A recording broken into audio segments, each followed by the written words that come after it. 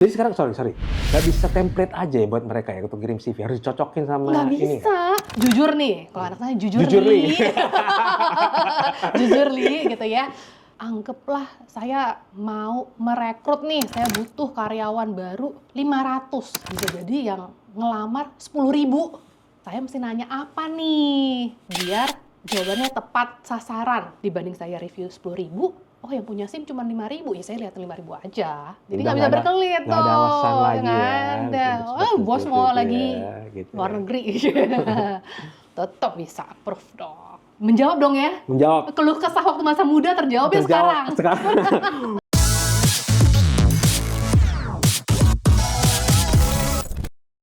Selamat datang di Net Public Podcast Let's Talk IT. Absensi, cuti, sama reimbursement itu udah banyak dilakukan di digitalisasi aplikasi HR atau SDM, dan kita akan banyak bahas mengenai, melebar dari situ juga, bagaimana caranya biar sampai HR aplikasi itu bisa digunakan sampai menghindari mental health, kan lagi banyak diomongin ya sekarang ada masalah Gen Z itu ya. Oke, perkenalkan diri tamu kita ini. Halo, saya Putri Pelitasari dari ABIM Consulting Indonesia. Kebetulan saya adalah Human Experience Senior Manager. Ngeri ya katanya. Kelihatannya kece. Buat jualan nih pasti nih. Lah, makanya di sini. Gue langsung ya tanya-tanya. Boleh ya. dong. Mungkin semenjak COVID kali ya, atau kita mau pandemi kali ya. Itu udah mulai hybrid working, terus kemudian udah mulai ngomong tentang digital, apa-apa yang tadinya manual jadi digital, itu juga mempengaruhi digitalisasi aplikasi HR nggak sih? Digitalisasi aplikasi HR gitu Iya, ya. atau itu Sebenarnya trennya mulai dari situ nggak sih? Udah lama sebenarnya. Tapi karena pandemi, Jadi banyak jualannya ya. kebutuhannya jadi kayaknya tuh makin tinggi gitu loh kebutuhannya. Karena kalau dulu kan tradisional ya. Setiap hari yang namanya karyawan tuh harus ke kantor. Karena pandemi, ternyata bisa ya. Kalau gue kerja dari rumah tuh gue tetap bisa kerja kok. Oke. Iya, ternyata kan? gitu ya. Berubah jadinya. Tapi kan ada juga perusahaan-perusahaan yang nggak hybrid kan. Bener. Kantornya. Kita ngomongin misalnya apa? Kayak pabrik kali ya gitu ya. Masa juga mesinnya ditaruh di rumah masing-masing gitu kan ya. Emang bener. Pas pandemi aja kalau pabrik kan tetap masuk. Nggak peduli apa itu pandemi kalau kata orang pabrik kan. Mesin harus jalan. Saya tetap harus kantor. Tapi kan jadinya orang pabrik ke kantor, gue nih yang orang HR. Padahal gue nggak di pabrik ya. Gue di kantor pusat. Ya gue juga tetap harus kantor dong. Kan kita sama. Masa beda gue dari rumah lo di kantor? Ngambek nanti yang di pabrik. Nah kalau begitu, memang trennya memang begitu, apa sudah keharusan bagi perusahaan-perusahaan itu untuk menerapkan digitalisasi di SDM? Kalau kita bilang harus digital, gitu ya. Sayangnya kalau HR itu paling belakangan nih digitalnya dibandingkan yang lain. Karena biasanya suka bilang, kalau HR nanti-nanti dulu deh. Bisnis saya tuh bikin botol plastik. Ya mendingan saya keluarin duit buat beli mesin botol plastik dong. Iya, betul. Dibandingkan beli mesin buat ngurusin karyawan. Selalu seperti itu. Jadi digitalnya tuh memang lebih terlambat dibandingkan yang lain. Tapi sudah ada kok dari 20 tahun lalu tuh udah digital HR tuh udah ada. Oke, jadi tujuannya si digital HR itu setelah melakukan digitalisasi di departemen-departemen yang lainnya ya, apa sih yang mau dicapai dari digitalisasi HR itu? Kalau yang lain kerjanya udah cepat. Nyetak botol tadinya 10 jam sekarang jadi bisa 1 menit. Iya. Ya masa sekarang ngurus absensi tadinya seminggu gitu ya. Boleh dong hanya sekian detik saya ajuin Bang Kodri sebagai atasan udah approve. Boleh dong. Boleh banget itu. Jadi gue nggak perlu nyari-nyari atasan lagi gitu misalnya. Masa kertas dibawa-bawa. Bang Kodri di mana? Oh, saya lagi kerja di Surabaya. Masa mesti disamperin dari Jakarta ke Surabaya, Bang? Terus kalau udah minta waktu sendiri buat ngajuin cuti doang gitu ya. Iya, pakai sistem kan lebih enak. Bang Kodri, si Putri mau cuti minggu depan. Oke lah. Tinggal masukin di aplikasi. Tinggal masukin. Kasih tahu alasannya kenapa. Mau mental health healing dulu, Bang. Lelah disuruh kerja lembur mulu sama Bang Kodri. Boleh dong. Ya boleh banget lah kalau seperti itu kan, nama juga karyawan nih kali ya, mungkin lebih memudahkan buat mereka dengan digitalisasi itu, dan juga buat bosnya juga ya. Walaupun kelihatannya nggak mikirin karyawan, tapi sebenarnya mereka mikirin juga bisa lihat performance dari aplikasi itu, atau ada kebutuhan yang lain dari masing-masing tingkatan itu ya? Dua hal nih, kalau buat teman-teman HR kan, dibanding saya ngurusin si Putri cuti, si karyawan ABC cuti gitu kan, ngurusin. Ya kenapa nggak yang tahu si Putri mau cuti, Putri mental health, Putri sakit, kan pasti Bang Kodri sebagai atasannya. Ya. Ya gue sebagai HR mendingan mikir yang lebih penting. Misalnya apa? Misalnya? Atasan Bang Kodri udah mau pensiun 2 tahun lagi. Gue mesti mikir dong, yang gantiin nanti siapa? Ini kan lebih penting buat HR. Kita bicara lebih strategik. Si Gen Z udah siap belum buat naik lagi Si gitu. Putri nih yang Gen Alpha. Waduh, Gen Alpha lagi. Belum kerja dong ya. Si Putri, Bang Kodri ternyata udah ngajuin surat resign 2 bulan lagi dong. Wah, kosong dong nih. Bawahnya Bang Kodri si Putri. Putri Gen Alpha belum siap. Gue mesti ngapain si Putri nih? Biar cepet ready buat gantiin Bang Kodri. Iya. Mau diapain si Putri? Putri kuatnya ngapain? Belum bisa apa dia? Mau disiapinnya seperti apa? Nah itu kan mendingan jadi kerjaannya HR. Dibanding Putri cuti apa enggak? Lembur apa enggak? Uang lemburnya berapa? Ntar dapat makan apa enggak? Datang ke kantor atau Datang ke kantor apa enggak? Ya urusan Bang Kodri lah. Orang dia kerjanya Bang Kodri bukan nama HR. Oke, jadi lebih strategis lagi, HR bisa apa ya? Shifting lah ya dari tadinya manual mungkin ya, jadi lebih proper gitu kerjanya, memang benar-benar core-nya tugasnya si HR itu ya, mikirin karyawannya ya, bisa lebih mikirin karyawannya ini untuk di-develop seperti apa. Begitu nantinya. Nah aplikasi-aplikasi seperti itu bisa membantu, tadi kan Mbak Jeng Putri sudah sempat singgung ya bagaimana caranya bisa regenerasi gitu ya. Kita dari awal dulu deh, agak awal dulu gitu ya, apakah kebutuhannya HR itu untuk digital itu apa sih trigger utamanya gitu loh? Gue mau pindah digital aja deh, udah pusing gue kayaknya kayak seperti ini. Pusingnya apa gitu loh? Satu, kenapa gue mau HR harus digital? Kemudahan hidup para HR, udah pasti. Oke. Kalau hidup gue nggak tambah mudah karena digital, ya ngapain juga gue karena digital. Iya. Contoh paling kalau dari awal, tadi Bang Kodri bilang kan HR itu dari awal banget. Anggaplah saya mau merekrut nih, saya butuh karyawan baru 500. Yang saya mau hire 500. Dari 500 bisa jadi yang ngelamar 10.000. Oke, ya kebayang dong. Lagi butuh kerjaan banyak lah Indonesia ini lah. CV gitu kan ya, resume gitu. Apalagi kalau yang baru lulus kan, wah senat, presiden ini itu di kampus segala macam gitu kan ya. Iya. Kalau nggak ada sistem yang bantu, saya butuh berapa orang buat ngeliatin 10.000 CV atau resume. Kertas semuanya. Kertas semua. Kalau misalnya ada sistem, siapa tahu di 10.000. Anggaplah saya mau cari kurir. Oke. Harus punya SIM A dong. Motor SIM A ya, bener ya? Iya. Bener ya? Motor SIM C. Oh SIM C, oke salah. SIM C. Punya motor nih. Mereka naik ojol nih. Ojol. Nggak peduli gitu jadinya. Saya jadinya. kalau ojol nggak perlu parkir. Langsung pesen. Anggaplah kita butuh SIM C. Saya mau cari kurir. Kamu punya SIM C apa enggak? Jawabnya enggak. Harus tanya satu-satu gitu. Kalau dulu harus tanya satu-satu ya. Iya. Ntar kalau enggak, masa saya harus sekolahin?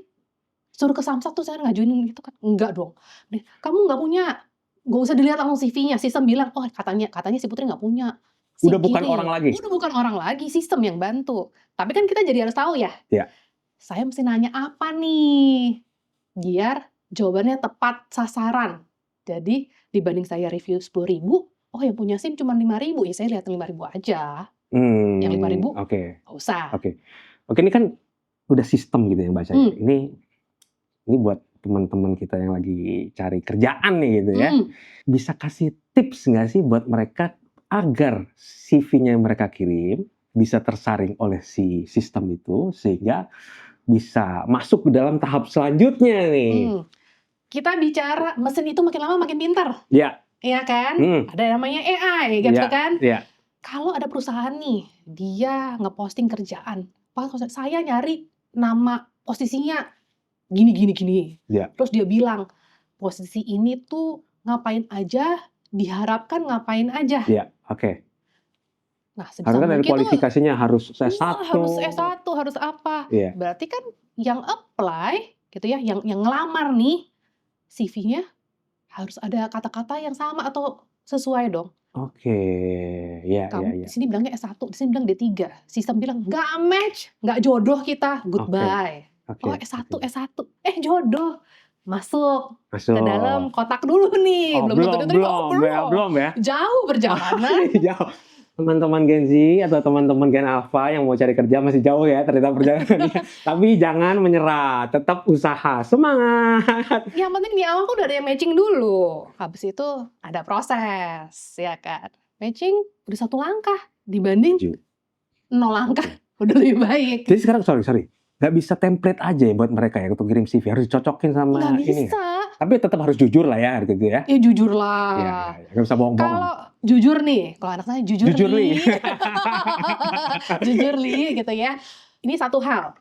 Tapi ya tips aja gitu. Ya. Kalau kita bicara perusahaan-perusahaan yang kece, keren, apalagi multinasional, harus lebih hati-hati. Kenapa? Mereka punya yang namanya rekan bisnis, kerjanya ngecekin. Si Putri tuh sosial medianya gimana? Sampai sosial medianya?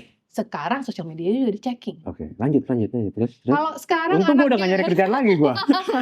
Kalau sekarang Gen Alpha kan semuanya influencer gitu ya di sosial media. Ya perusahaan juga melihatnya sama. Karyawan itu tuh juga perpanjangan tangan perusahaan. Ya, oke. Kalau visinya gitu ya, visi atau value nilai. Oh, saya perusahaan yang begini. Kok kandidatnya bertolak belakang? Dibanding nanti saya pusing, mendingan gak usah diproses gitu kan. Sama.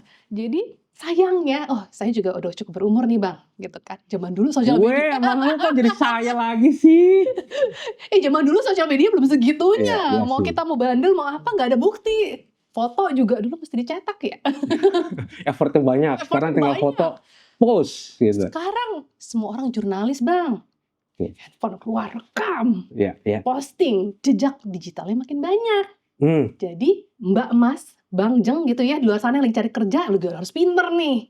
Resume, aplikasi, matching dulu, jodoh dulu, PDKT dulu dong, orang pacaran aja PDKT kan ya.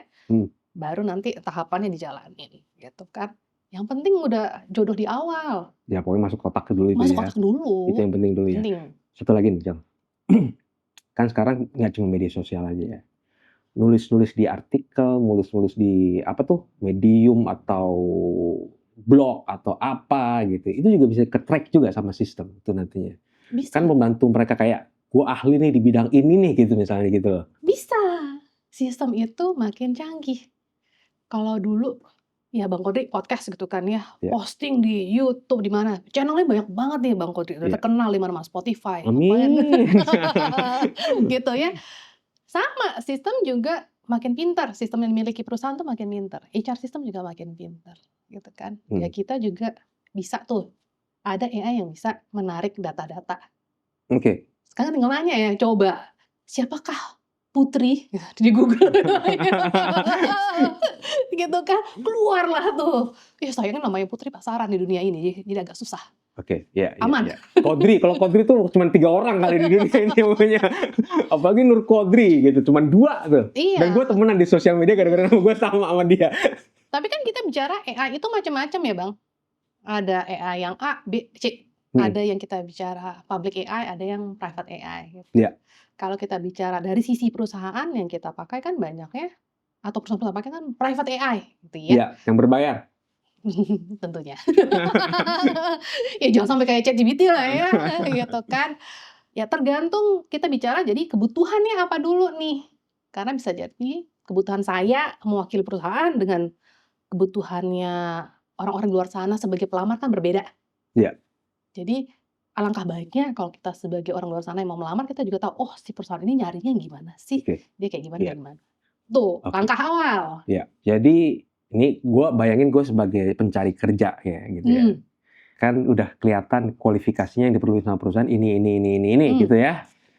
Terus gue misalnya, tolong ChatGPT gitu atau Gemini gitu atau Copilot, tolong dong bikinin CV yang sesuai dengan kualifikasi dari si perusahaan yang diminta ini. Boleh nggak kayak gitu? Boleh atau enggak kan yang kerjain pelamar ya? Nggak bisa dong saya melarang ya sebagai tukang seleksinya, nggak bisa. Dilakukan nggak sih oleh orang di luar sana? Pastinya dong. Iya, gua rasa udah banyak lah ya seperti itu. Pasti gitu kan. Iya. Gampang banget ChatGPT cuma tinggal nyuruh-nyuruh Apalagi gua lagi jadi. desperate nyari kerjaan, gua harus kirim 100 lamaran gitu ya. ChatGPT tolong bikinin sesuai nih, sesuai nih gitu ya. Pasti gitu kan. Tapi jangan lupa, ada kok toolsnya untuk namanya matching nih. Iya. Anggaplah sama-sama baru lulus kuliah Bang Kodri. Iya. Bang Kodri baru lulus, Putri baru lulus. Iya. Pertanyaannya sama persis, nyari posisinya di perusahaan yang sama. ABIM gitu ya. ABIM, tolong dong bikinin ChatGPT ngeluarinnya sama. Ketahuan dong ya. Iya. Harus pintar-pintar dikit, diubah-ubah dikit Nah, gitu ya itu sama dia. jawabannya. Nggak cuma keluar dari AI langsung di-post lagi gitu ya. Nggak bisa. Jadi Tuh dengerin tuh, tips penting nih. AI adalah AI gitu ya. Namanya juga artificial intelligence gitu kan. Yang make juga harus lebih pintar. Oke. Jangan ditelan ya. mentah-mentah gitu kan. Ya. Tapi kan membantu banget dong. Bantu ya pasti, buat perusahaan juga bantu kok gitu kan ya. Selanjutnya, sudah masuk kotak, kemudian biasanya ada tes-tes dulu nih. Gua inget-inget tuh dulu zaman gua, aduh gitu.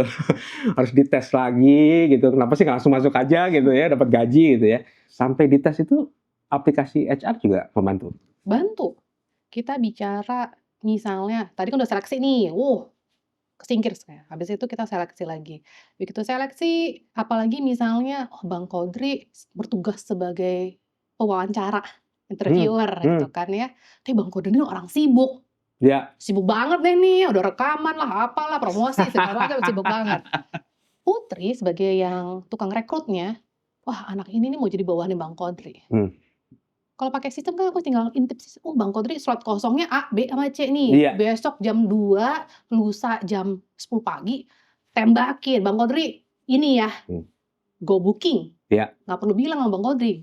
Masuk aja. Gue masukin aja ke sistem. Nanti gue bilang sama kandidatnya, si pelamar.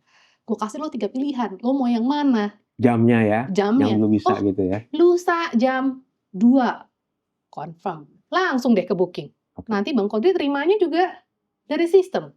Gue ada nih yang harus gue interview. Pertanyaannya apa aja, gue harus jawab apa aja, di sistem juga langsung jawabnya. Pertanyaan itu biasanya template atau sesuai dengan kandidatnya ya? Kalau begitu, kalau dari si aplikasi itu ya?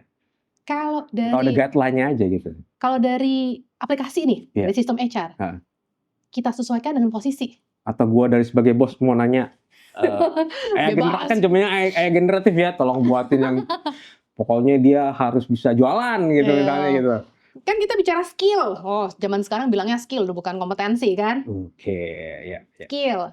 Jadi udah punya nih tadi tanggung jawabnya apa, tugasnya ngapain. Udah punya pertanyaan yang di-generate sesuai dengan itu. Ya ini sebagai guidelines-nya Bang Kodri sebagai interviewer. Nanti Bang Kodri mau tanya yang lain ya monggo silahkan. Tapi yang ini udah di-generate oleh sistem, dibantu oleh AI, monggo diisi. Si pelamar jawabnya ngaco nih, inilah itulah. Nah ini hasil yang diisi oleh Bang Kodri, kan itu juga jadi nilai. Nanti sistem membantu. Kandidat yang 1 peringkat utama, 2, 3. Ya kita utamakan yang atas-atas dong Bang. Kan kita maunya selalu yang the best ya kalau perusahaan ya. Iya. Itu mempersingkat waktu sangat tuh ya? Mempersingkat waktu dibanding, Bang Kodri ini formnya. Kasih kertas, isi Bang Kodri. Lupa diisi, nggak tahu formnya kemana. Udah ketemu tapi yang makan udah. Nggak kebaca gitu ya? Nggak kebaca. Aduh mata plus kebaca. Ya udah dilipet taruh, ngobrol aja sama kandidatnya. Ngumpulinnya susah. Bang Kodri tuh dulu cita-citanya pengen jadi dokter. Coba dulu kan dokter tulisannya nggak baca ya.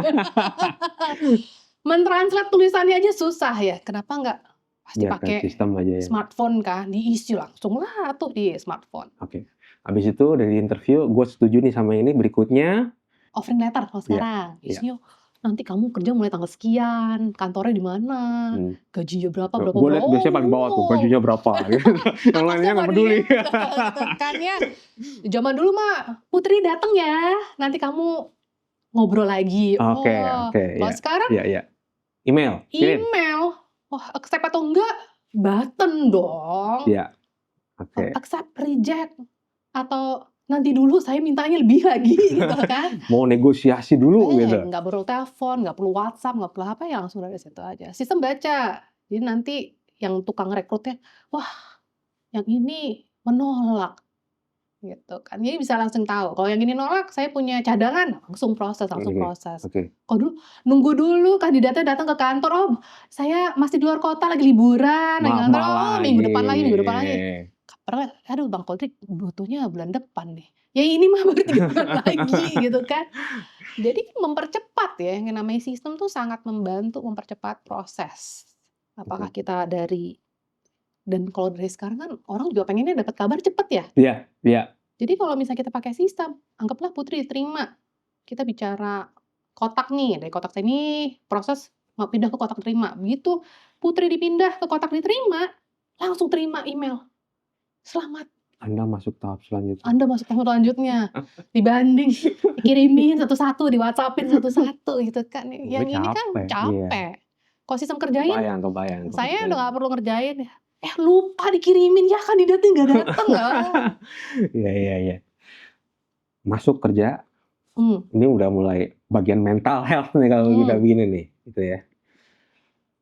Apa yang bisa berguna dari aplikasi itu sehingga gue nggak tahu ini masuk HR, bagian HR apa enggak ya. Misalnya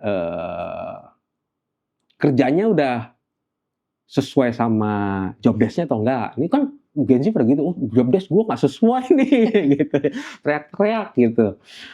Terus kemudian juga apakah jamnya memang udah sesuai apa enggak gitu. Terus kemudian juga gajinya ternyata kurang nih setelah gue kerjanya begini banyak gitu. Bagaimana sistem aplikasi HR bisa membantu?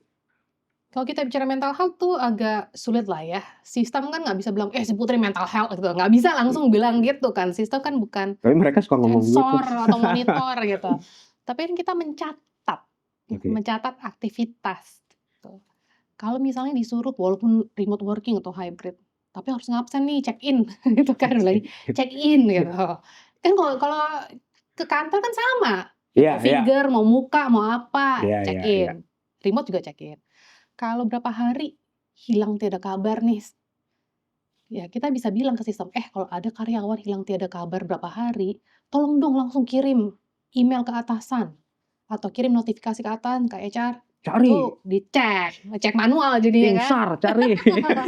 Cek manual, si Putri kemana 3 hari. Jadi bukan langsung menuju mental health-nya bahwa si Putri sakit mental health atau apa. Tapi udah ada cara untuk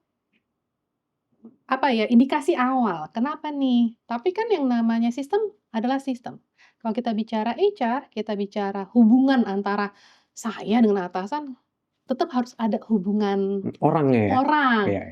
Iya. Sistem itu mendukung hubungan orang. Hubungannya tetap harus dilakukan oleh orang. 3 hari nih, Bang Kodri, Putri hilang 3 hari. Telepon, Putri kenapa hilang 3 hari? Iya Bang, saya mental health. Kemarin disuruh kerjain project sama Bang Kodri, nggak sanggup Bang ternyata saya gitu kan. Itu 1 buktinya. 2, banyak perusahaan menetapkan pencatatan KPI. Iya. Objective goal gitu ya. Putri setahun ini, kata Bang Kodri kamu kerjain project 50 gitu kan ya.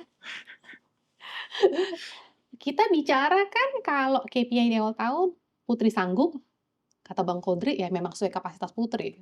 50 project setahun, si Putri apa robot kali ya? Bang ya kali atau Bang 50, 20 aja gitu ya.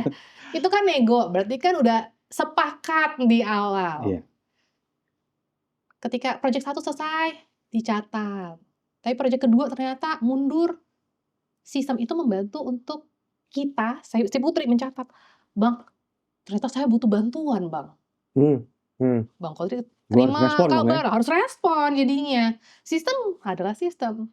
Pelaku sistem, usernya yang harus merespon. Makanya kalau sistem kita bilangnya, ya user juga harus berteman dengan sistem. Atasan juga harus berteman dengan sistem. Sistemnya nggak se-magic itu Bang. Mau ada AI juga enggak. Kalau kita bicara HR, tetap ada faktor namanya people. Orangnya. Iya, tetap. Tetap. Setuju kalau soal itu lah. Dan kalau ini penting juga nih, setelah mental health teruji, kemudian giliran promosi, naik gaji, bonus dan lain-lainnya gitu ya. Kembali lagi nih, sistem itu bisa merekomendasikan nggak? Atau sebelumnya kan pasti dia ngirim ini dulu ya, kayak proposal kali ya ke bosnya, yang ini bisa promosi, yang ini bisa naik gaji, yang ini bisa kasih bonus gitu ya. Terus kemudian balik lagi ke manusia gitu kan, bosnya harus menentukan kan, atau sistem yang menentukan pada saat itu? Sistem tidak menentukan, merekomendasi bisa. Kan kita bicara subjektif dan objektif tuh biasanya. Kalau orang, yang itu anak emas gitu. Itu kan kalau buat HR system yang mau kita hilangkan, Itu bukan ya, gosip di kantin itu tuh ya. katanya sih si ini gitu. Itu yang mau ditekankan. Sistem itu merekomendasikan. Jadi kalau kita bicara organisasi kan umumnya piramid. Putri mau naik ke atas. Di bawah udah dibilang Putri terlalu, udah pinter nih dia, harus saatnya naik. Tapi di atas kan juga ada syarat dan ketentuan, harus bisa A, B, C, D, E. Sistem itu cuma merekomendasi. Iya, oke. Kita bicara matching nih jadinya, matchingnya berapa banyak. Tapi ketika matchingnya banyak, kandidat. Kalau matchingnya 30% sama yang 70% ya kandidat yang 70 lah. Iya. Habis matching, saya kembali kan ya. Bang Kodri bilang, tapi si Putri tuh pinternya jadi anak sales, jualan. Itu pas performance appraisal loh harusnya dong? Setelah performance appraisal, kalau kita bicara buat promosi kan Oke. nilainya harus ada dulu. Sebelum kita balik lagi sedikit, performance appraisal dia akan kirim dulu set semuanya gitu, yang ini harus lu cek nih, misalnya karyawannya 3.000 gitu. Problem nih, gua sebagai bos nih, ya nggak sih? Ngasih komentar ya. Kan harus ada feedback kan, gua karyawannya kan biasanya gitu kan, karyawan harus ngisi form gitu deh, terus kemudian disesuaikan nih si bosnya, bener nggak nih ini, ada komentar nggak nih bos dari komentarnya si anak buah lu ini nih gitu kan? Karena kan biasanya kalau buat HR, bos udah ngasih nilai, buktinya apa Pak Bos gitu kan? HR kan kalau minta bukti, kenapa kamu kasih nilai? Misalnya A, B, C, D, E gitu ya, A bagus. Bang Kodri, kenapa kamu kasih nilai A? Buktinya apa? Kenapa yang ini E? Buktinya apa? Bang Kodri harus ngisi bukti. Buktinya apa? Foto. Nulis. Foto gitu ya, nulis. Bang Kodri nulis buat 3.000, butuh waktu berapa hari Bang? 3 tahun kan? 3 tahun gitu ya. Nah di sini kalau kita bicara HR system, udah punya AI. AI bisa bantuin. Bang Kodri, ini loh rekomendasi, kasih komentarnya. Bang Kodri bisa milih, mau baik-baik, mau setengah baik, apa nggak baik nih, gitu kan. Kita nggak pilih-pilih gitu kan. Itu kebaca lagi sama si siapa, anak buahnya? Iya, Bang Kodri bilang, saya mau pilihnya yang anaknya sensitif, takut mental health, jadi gayanya yang baik-baik gitu. Ton tulisannya gitu ya. Oke, bantu ya. Abis itu mau pakai Anda, atau mau nama, langsung jadi Anda melakukan pekerjaan atau Putri melakukan, kita bisa pilih-pilih. Kata Bang Kodri, yang ini udah cocok sama si Putri, nggak akan mental health nih kalau gue kasih begini. Oke, lebih cepat dong dibanding nulis. Copy paste juga. Kalau copy paste gue gimana? Bisa aja copy paste kan ya. Ya kita nggak bisa, copy paste. 3.000 copy paste gitu. Copy paste itu adalah teknologi yang paling maju mempercepat hidup ya, nggak bisa kita salahin. Tapi kan kadang-kadang Putri sama kursi sebelah, kamu udah dikasih komen belum? Udah mana? Intip-intip, mau kata HR nggak boleh ya ngintip satu sama lain, rahasia. Ya kan kita nggak pernah tahu ya, nggak pernah tahu obrolan di belakang seperti apa gitu kan. Sama persis, pasti copas nih Bang Kodri ya kan. AI itu bisa bantuin tuh Bang, jadi Putri sama sebelahnya ya tone-nya tadi kan kata Bang Kodri, tone-nya bisa beda-beda, kita bisa pilih-pilih gitu ya. Dan AI generatif juga bisa bantu, gue mau bikin kalimat atau kasih feedback yang seperti ini gitu. Iya, dan feedbacknya itu kan kita bicara berdasarkan tadi penilaian. Iya. Kalau yang A gitu yang paling bagus ya feedbacknya begini bunyinya, pasti akan berbeda dengan generative feedback dari AI yang ratingnya E. Pasti kan kalimatnya akan berbeda. Ditambah tone itu juga makin bervariasi. Mau tone-nya yang gak baik banget, mental health langsung habis itu gitu. Ya tergantung jadi. User saya yang menggunakan sistem juga bisa pilih-pilih. Balik lagi masuk ke sistem, dia mulai balik lagi ke bos. Gua nih bosnya gitu. Dapat pilihan semakin mengerucut, yang ini promosi, yang ini gaji, yang ini cuma naik gaji, jangan turun gaji lah ya gitu ya. Itu itu diputuskan lagi sama atau kemudian pindah departemen, yang ini tadi yang ini lebih bagus jualan nih gitu daripada bikin kreatif gitu kayak gitu ya. Nah ini AI lagi nih berbicara. Ternyata yang namanya HR system banyak AI ya. AI lagi udah bicara. Kita bicara namanya kan udah ngomongnya skill matching. Kan setiap posisi atas bawah kiri kanan HR itu pasti udah punya kamus yang ini skillnya apa, yang ini skillnya apa, semuanya udah ada kamusnya. Jadi kan kita bicara skill matching nih, oh si Putri kayaknya matchingnya sama posisi yang itu, bukan yang ini. Boleh dong, mungkin bukan promosi, tapi geser dulu ke sebelah, baru nanti promosi.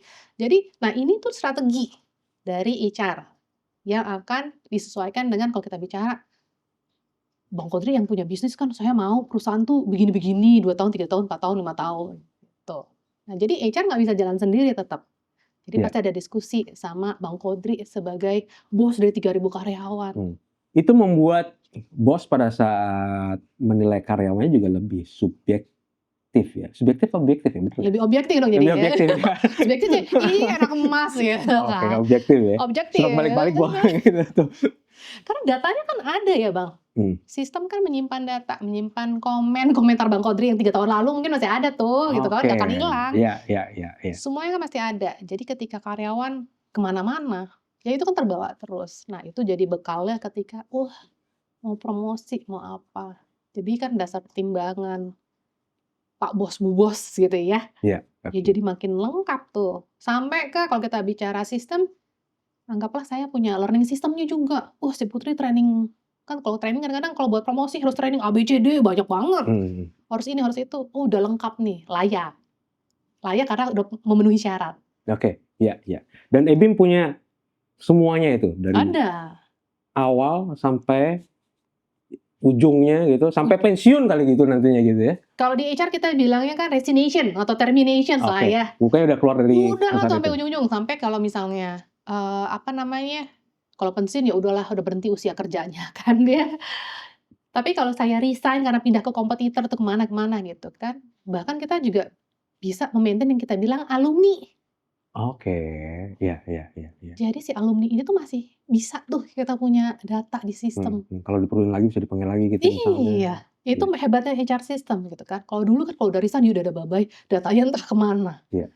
Jadi kalau misalnya yang alumni melamar kembali, bekas karyawan nih, coba kita lihat sepak terjangnya dulu seperti apa gitu kan ya. Siapa tahu mantan bos masih ada nih. Dibanding capek-capek proses, tanya dulu mantan bos. Dulu si ini gimana? Oke. Udah kita proses ulang gitu kan. Oke. Ada brand tertentu nggak yang dipakai oleh Jang Putri nih kalau jualan ke customer-customernya nih gitu? Kebetulan kalau saya mewakili yang namanya SAP SuccessFactors gitu kan. Itu public cloud solutions gitu. Kalau dulu kan orang nggak mau ya, sistem HR itu rahasia, nggak boleh keluar-keluar, nggak boleh, jangan sedih atau jangan takut. SAP SuccessFactors tuh walaupun public cloud, tapi security-nya terjamin gitu kan. Tetap takut gitu ya, jangan sedih, semua tuh udah ada terjamin, dites, mau sampai dites pakai caranya hacker apa semua yang namanya SAP itu pasti menjamin yang namanya security gitu. Kita pasti akan kasih informasinya semua, jadi supaya customer tuh merasa aman. Kita break dulu. Yang tadi udah nonton, klik subscribe-nya kalau belum subscribe ke YouTube, dan juga cek di description box, kita ada di platform-platform media sosial lainnya. Silakan follow, silakan lihat-lihat, kalau suka ya silakan lanjutkan. Jang Putri, suka sosial media kan pasti udah lihat-lihat publik punya YouTube, punya Instagram gitu ya. Ada yang menarik nggak dari lihat-lihat di Instagram atau platform media kita lainnya? Menarik atau enggak? Gue nggak menjebak ya ini ya. Kalau bisa sih ngomong yang bagus-bagus aja gitu maksudnya. Ya namanya jualan kan pasti pengennya bagus-bagus aja kan. Iya enggak sih? Menarik, apa yang menarik nih? Karena kan kita bicara menarik persepsi gitu kan. Tapi kalau kita lihat kan untuk kebutuhan saya pasti yang pakai gue lu dong, jangan saya. Oke, gue lo. Kalau misalnya untuk kebutuhan kan ya gue tertariknya apa, itu yang buat gue menarik. Kalau sekarang misalnya, ya kebetulan nih, gue pekerja gitu kan, gue jualannya HR system. Yang menarik buat gue, teknologi HR buat gue menarik gitu kan. Kayak kalau di Net Republic kemarin kan kalau salah tuh ada pembahasan, apa itu chatbot, generative AI, segala macam AI. Itu yang topik yang lagi hot banget nih. Tapi suka salah kaprah nih Bang masalahnya. Dia pikir kalau udah punya AI, AI langsung canggih gitu. AI itu juga manusia, bukan AI juga manusia ya. Rocker juga manusia. Rocker juga manusia ya. Itu cuman jadaan zaman dulu itu sekarang. Gen Z nggak ngerti itu. Tergantung generasi. Nggak, dalam artian gini, AI itu hot banget kan Bang. Iya. Kayaknya Bang Kodri juga sama kemarin-kemarin sempat bahas berkali-kali gitu ya. Iya. Tapi yang kita lupakan AI juga harus dikasih makan. Biar makin lama makin pinter gitu kan. Tapi kan AI beda nih antara AI public, ChatGPT. Masa saya kasih makan rahasia perusahaan saya gitu kan, nggak mungkin dong. Gitu ya, bukan nggak mungkin ya, kalau kebablasan ya, tapi kalau perusahaan kan kita menjaga enggak. Jadi ada yang namanya AI itu kita bilang ya ranahnya di sini aja dong, punya kita aja biar rahasia tuh nggak bocor kemana-mana. Tapi kan kita tahu bahwa aduh nggak semua orang bisa menulis dengan baik, jadi saya tanya. Iya kan? Sama. Kalau kita bicara di ACP Suspectors kita punya namanya generative AI dan dia ethical Bang. Jadi Bang Kodri males nulis, jadi cuma titik bulat. Bukan males, gue nggak ada waktu. Nggak ada waktu. Ya udah, ini nulisnya cuma saya butuh punya SIM A atau SIM C atau apa, gini. Nanti generative AI yang bantuin dibikin jadi kata-kata indah dan cantik segala macam. Sampai jadi iklan-iklannya nggak? Jadi, habis itu Bang Kodri disuruh review. Oke Bang, kurang oke, benerin lagi. Kalau udah oke. Klik. Baru. Jadi nggak semerta-merta AI itu langsung jadi. Hal kayak gitu tuh Bang. Gue kadang-kadang juga harus lihat hasilnya juga sih dari AI itu, kayak serta-merta post atau serta-merta gue share gitu ya. Tapi yang penting AI itu bikin gue kelihatan lebih pintar aja. Bener. Apalagi sekarang kan, maksudnya kalau kita surat menyurat lah Bang. Iya. Gimana caranya supaya lebih sopan? Oh iya tuh. Biasa gue lo gitu kan. Kalau begitu sopan bingung. Sama biasanya chatting disingkat-singkat gitu, gimana caranya biar lebih formal gitu ya itu ya. Penting juga tuh buat aplikasi HR gitu kan, untuk mengirimkan kandidat harus menolak secara halus begitu kan ya. Kalau kasar kan bisa laporin. Balik lagi ya ke SAP Success Factors gitu ya. Pertama industrinya dulu nih gitu. Jualannya pasti gue yakin udah ABIM Consulting Indonesia udah punya banyak customer gitu ya. Bisa dipakai di industri apa aja nih? Mana aja. Kalau gue nih ya, gue selalu berpikiran tuh HR itu sama aja di semua industri. Nggak ada bedanya. Ada uniqueness-nya nggak sih? Semua orang, saya tuh perusahaannya unik Bu gitu ya. Kalau kadang, oh ada. Contohnya, kebetulan kita punya klien itu oil and gas sama mining. Kalau mereka kan lucunya cuma terjadi di mereka nih. Rumah di mana kerjanya sebulan, nanti libur lagi sebulan. Iya. Mereka bilang rostering gitu kan. Pas pandemi bahkan terbang dulu ke sana, seminggu karantina, sebulan kerja, karantina lagi baru boleh pulang gitu. Itu kan cuma ada di oil and gas lah ya, atau tempat-tempat tertentu yang harus ada offshore mereka bilangnya. Tapi mereka kerjanya pakai shift 24 jam. Pabrik juga shift, tapi kan nggak ada rosteringnya. Jadi mirip, tapi mungkin ada uniqueness here and there lah ya. Di titik-titik itu ada uniqueness-nya. Bisa di mana aja. Saya punya oil and gas, punya mining, punya telco, ada bank, ada apa lagi ya, financial industry lah ya. Terus ada konglomerasi. Kebetulan tuh dia punya plantation, punya tanah gitu ya. Punya properti, punya jus. Beda nih ya kan. Bisa punya forestry, punya manufacturers. Jadi hampir semua tuh Bang jadinya kan ya. Tapi kan tadi gede-gede ya gitu ya. Misalnya nih, ada nih. Ini gue terus terang aja ya. Kalau ngomongin SAP Success Factor, SAP lah gue kebayangnya. Waduh, masa gue sanggup sih bayarnya gitu ya. Pegawai gue juga nggak banyak sebanyak 3.000, 4.000, gue cuma hitungannya ratusan nih gitu loh. Ada solusi nggak dari ABIM Consulting Indonesia nih buat perusahaan-perusahaan yang semacam itu? Tapi udah pingin nih buat digitalisasi HR nih, ya seperti tadi gue udah capek deh gue ngeliatin satu-satu gitu loh. Tapi gue harus bikin karyawan gue juga jadi lebih maju dong gitu. Ada nggak? Bisa dong. Ya, benar, ada ya? Ada, bisa. Orang selalu berpikir bahwa, ih Masih Harus SAP? banget. Masih SAP, masih SAP Success Factors. Iya. Gitu ya, yang saya bicara yang Success Factors nih, yang public cloud. Orang klien kita ada yang ratusan kok. Oke. Kalau yang ratusan, kalau ratusan bayarnya mahal apa murah? Loh, kalau kita bicara Success Factors tuh kita bicaranya mulai dari angka kepala berapa? Mulai dari nih. angka berapa nih? Berapa kepala nih? Kita sifatnya HR tuh gede, Bang.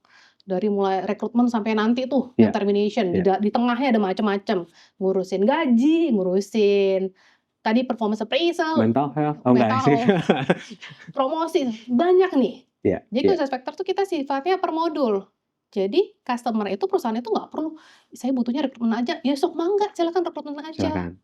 Saya butuhnya ngurusin gaji aja, wah mau nggak silakan. Absensi aja. Absensi aja bisa. Jadi nggak harus ujung ke ujung semuanya. Kalau semuanya berat kadang-kadang, gitu kan ya. Apalagi kalau perusahaan kecil. Tapi bisa bertahap dong. Oh boleh. Kita mulai dari apa dulu nanti. Caranya mulai dari apa dulu? Saya nggak pernah menyarankan mulai dari mana. Saya bisa tanya balik, Bang. Lu butuhnya di mana? Lu butuhnya di mana, gitu kan. Dan boleh masuk di mana aja? Dari mana aja boleh. Biasanya kan kayak, lo paling ribetnya di mana sih? Yang bikin lo paling puyeng, paling kesel, paling jelimet itu di mana? Iya. Sok, nggak mulai dari situ dulu gitu. Tapi saya cuman punya ratusan nih, 500 aja nggak nyampe. Ya bisa.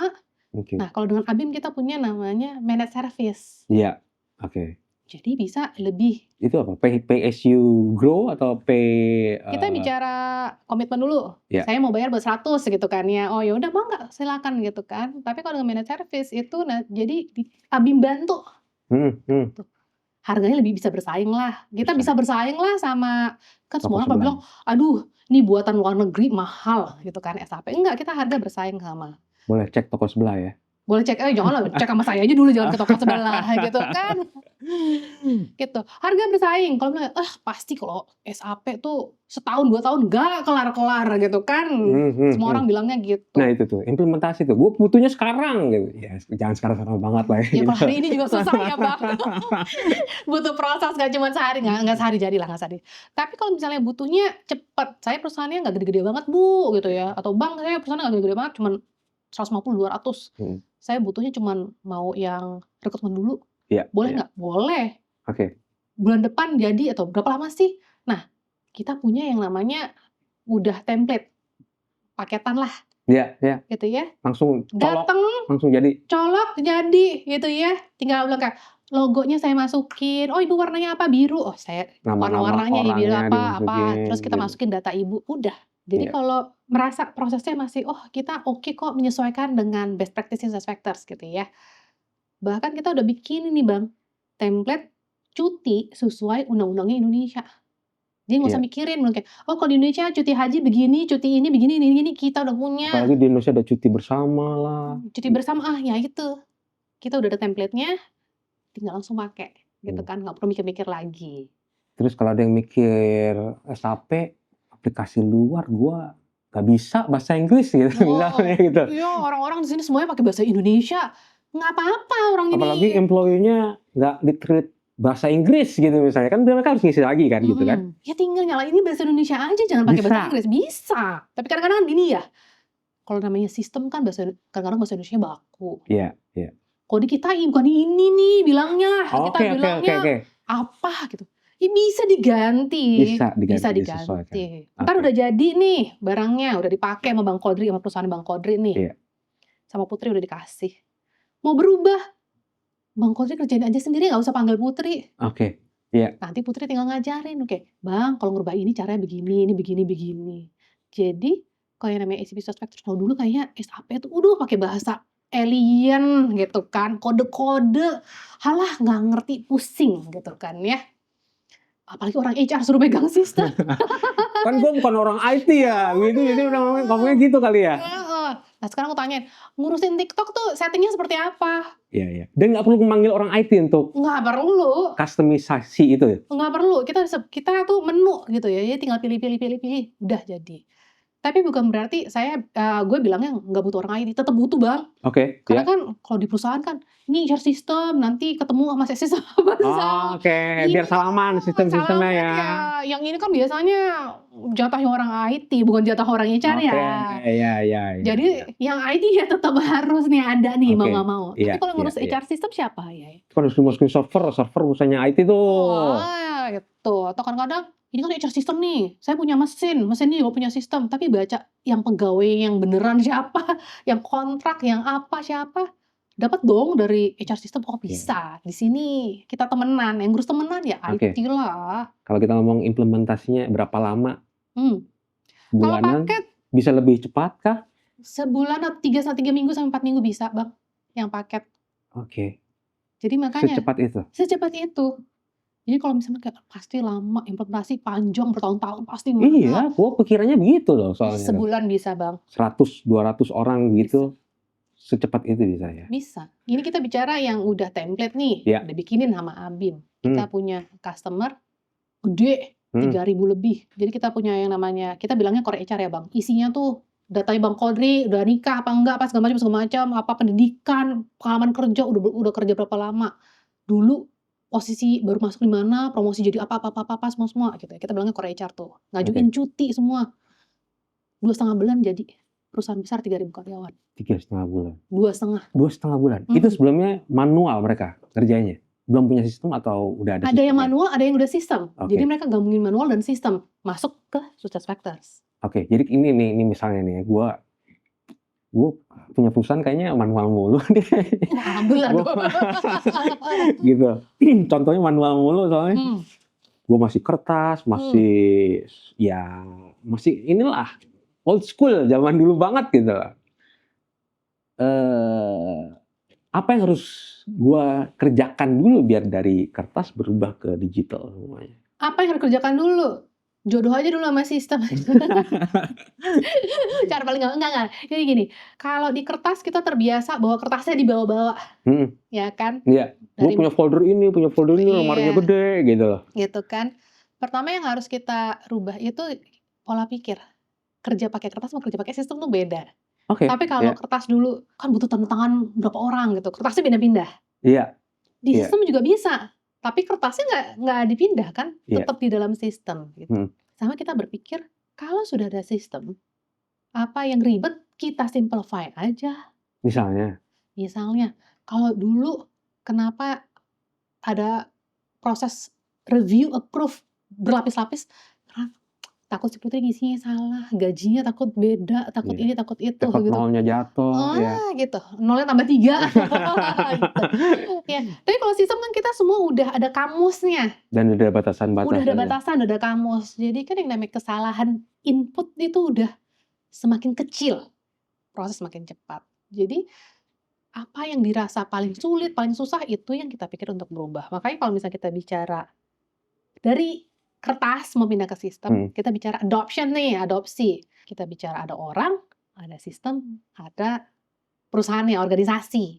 Maunya apa nih? Jangan cuma mikir, oh yaudah beli sistem, selesai, dah. Tapi lupa, apalagi HR system. Yang pakai sejumlah karyawan, berarti kan kepala yang harus berubah segitu banyak ya Bang? Iya. Nah kita harus mikir bahwa jangan cuma sistemnya. Karena HR kan melingkupi semuanya dong ya? Iya, kadang-kadang orang mikir HR tuh ya cuma orang HR departemen aja gitu ya. Paling berapa sih? Oh HR saya cuma 10 orang. Oh, jangan lupa, HR-nya cuma 10 orang, yang make 250. Berarti mindsetnya harus 250 orangnya itu harus semuanya. Kita pengaruhi, influence gitu kan ya. Iya. Bahwa dulu yang namanya ngajuin cuti tuh kertas, datang ke loket. Sekarang kita nggak tahu. Sekarang kamu jangan lupa ya, download aplikasi. Ini loh caranya. Pakai handphone aja bisa. Iya. Jadi nggak cuma sistemnya, kita bicara adopsinya. Kita bicara, Bang, anak buahmu kan banyak ya Bang. Bantuin dong, kasih tahu gitu ya. Kalau Bang Kodrinya setuju pakai sistem, wah Bang Kodri kan bisa koar-koar. Hai, kalian pakai sistem ya. Iya. Dibanding kamu nungguin saya 2 minggu untuk approve cuti, kalau pakai sistem langsung masuk. Saya bisa approve sambil di Bali. Gitu ya. Sambil bersantai gitu ya, betul. Gue cerita dulu ya sedikit ya. Pada waktu gue masih jadi anak buah dulu tuh. Jadi gue ngajuin cuti. Sedangkan yang namanya bos itu kan belum tentu ada di kantor gitu ya. Nah, Jadi pada saat gue mau ngajuin cuti, ya beberapa hari belakangan gue suka mepet gitu kebetulan minta cuti. Jadi gue pesen tiket dulu gitu loh. Baru gue cuti biar gak ada alasan bos gue pada saat itu. Lah bos gue kagak masuk kantor. Gitu. Bukan masuk sakit atau apa ya, dia di luar mulu gak. Kalau gue datang ke kantor dia kagak ada. Bila dia datang gue nggak ada gitu. Ya akhirnya gue kayak ewol aja lah, hilang gitu loh cuti. Terus kemudian gue ditanya gitu kan, gue udah majuin ke HR gitu loh. Emang gue udah approve, gue udah ini gitu ya. Dengan ini nggak akan kejadian lagi dong harusnya dong, enggak seperti itu dong. dong. Kan saya masuk sistem gitu ya, gue key in nih, gue mau cuti ini tanggal sekian sampai tanggal sekian nih. Klik oke gitu ya. Iya. Langsung dong saat itu juga masuk ke bos gue. Iya. Jadi kita nggak berkelit, bos juga nggak berkelit gitu kan. Dan bosnya harus jawab dalam berapa jam gitu. Gue punya customer nih, lucu nih. Iya. Karena penyakitnya tuh jadi kayak Nggak bisa mereka tuh selalu lupa, survei gitu ke semua karyawan. Apa yang paling bikin lo sebel? Bos nggak approve cuti gue. Problem gitu. gue dulu tuh kayak gitu tuh. Problem semua orang gitu. Kejadian di salah satu customer gue. Tapi hanya berlaku untuk cuti tahunan lah ya, kan cuti itu banyak ya macam-macamnya. Kalau dalam 7 hari si bos kagak approve cuti tahunan, kita bisa bikin tuh bilang ke sistem, sistem, kalau bos lu kagak approve 7 hari, selama 7 hari kagak approve cuti tahunan, padahal kuota cutinya ada nih, cuti gue masih 20, gue cuma ngambil 3 hari nih, sesuai syarat, semuanya ada. Sistem langsung bilang auto approve, ngasih tahu ke HR. Yang ini auto approve ya, karena bosnya kagak approve udah 7 hari. Ya udah.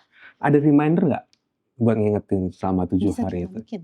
Maksudnya kasih peringatan, lu udah gue kasih reminder, udah gue kasih ini, gue telepon lu kagak nyampe gitu loh.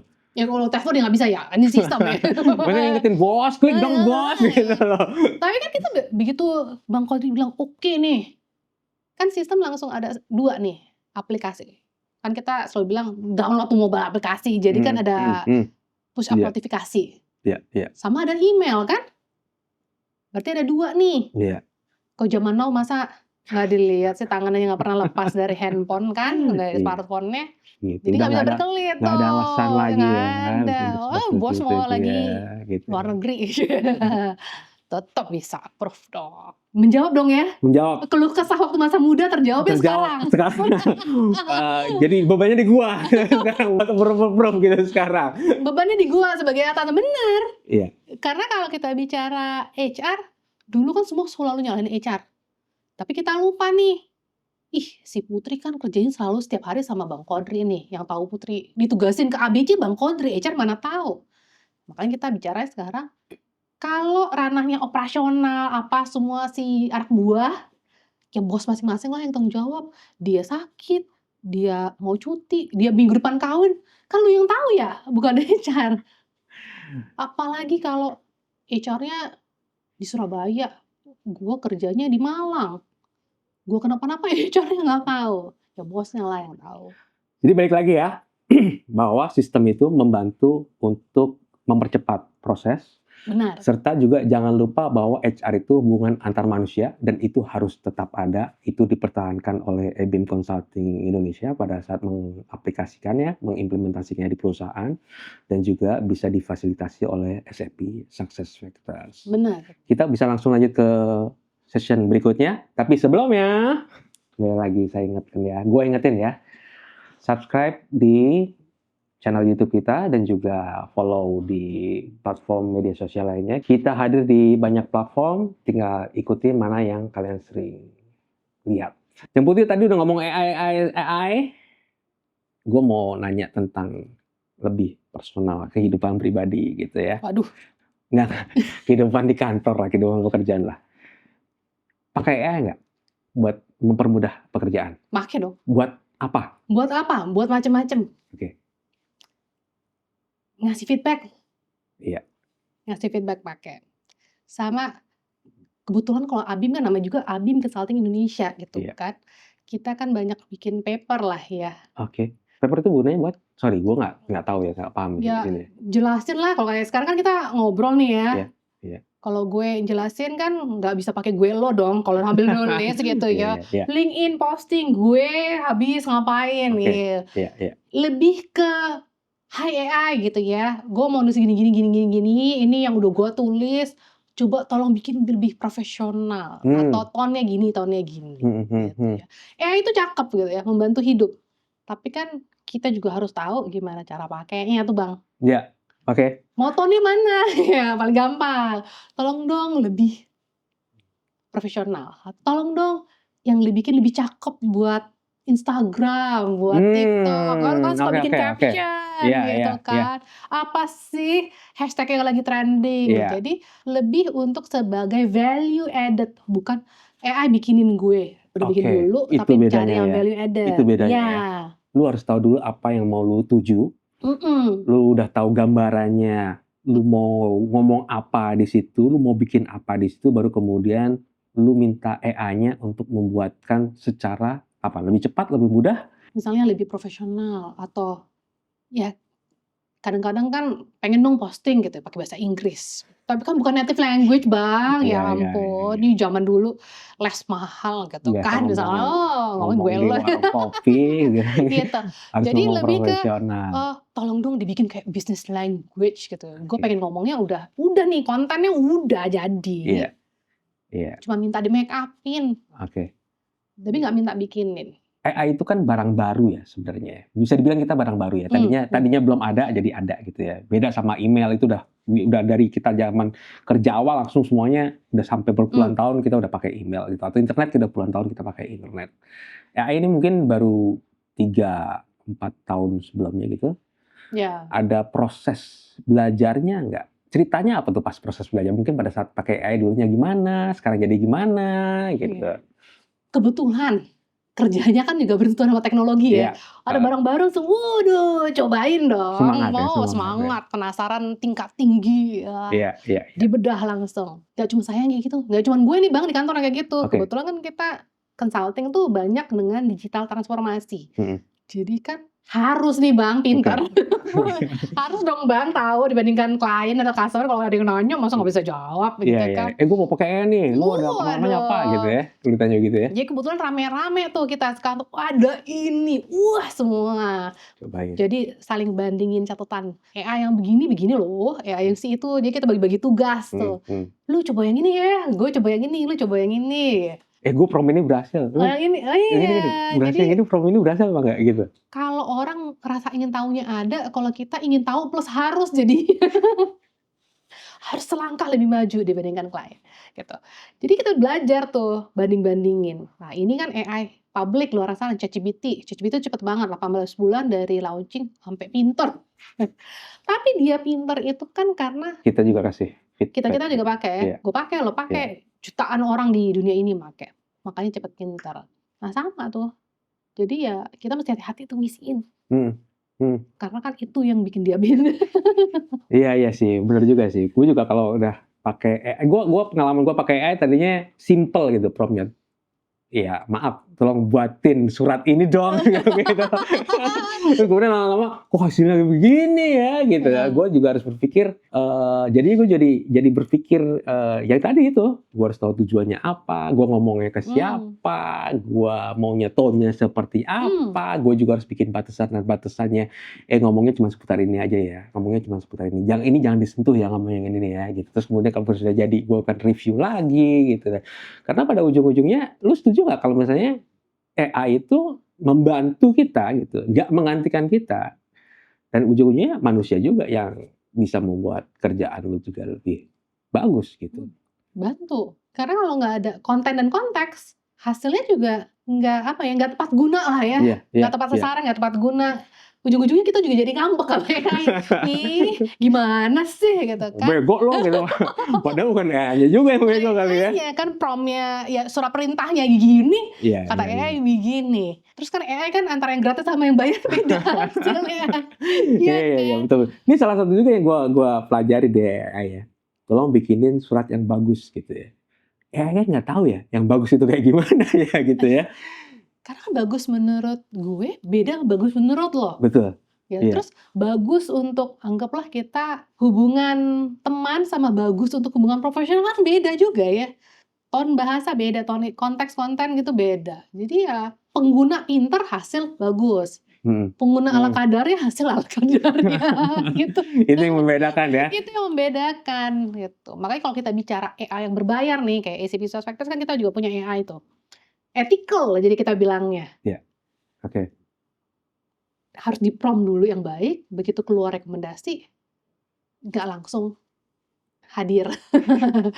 Accept dulu, oke dulu, confirm dulu. Curhat dikit boleh ya?